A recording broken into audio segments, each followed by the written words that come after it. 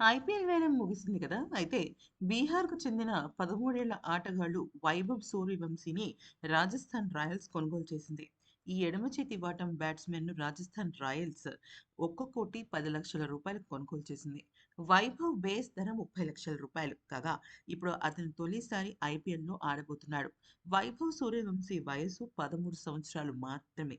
కానీ అతడి బ్యాటింగ్‌లో సత్తా నెక్స్ట్ లెవెల్‌లో ఉంటుంది. వైభవ్ ఇటీవల ఇండియా అండర్-19 జట్టులో ఆడాడు. అక్కడ అతను ఆస్ట్రేలియా ఏపై అద్భుతమైన సెంచరీ చేశాడు.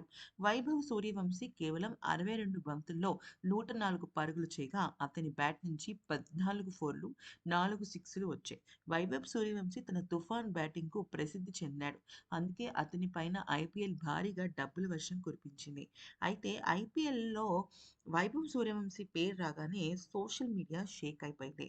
ఇక అతన్ని కొనుగోలు చేయడం కోసం ఢిల్లీ అలాగే రాజస్థాన్ జట్లు తలపట్టాయి. ఈ 2 బృందాలు తీవ్రంగా పోటీ పడ్డాయి.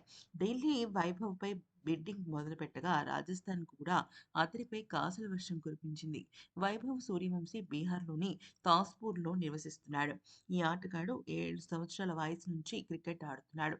అతను వారానికి 4 సార్లు పాట్నాకు 3 గంటల పాటు రైల్లో ప్రయాణించేవాడు. అయితే ఇతన్ని చూసి మొదటగా అందరూ కూడా శ్రీలంకకు సంబంధించిన ఆటగాడు అనుకున్నారు కానీ, అతను మన భారత ఆటగాడే. మరి ఈ వీడియో గనుక నచ్చితే లైక్ చేసి సబ్స్క్రైబ్ చేసుకోండి.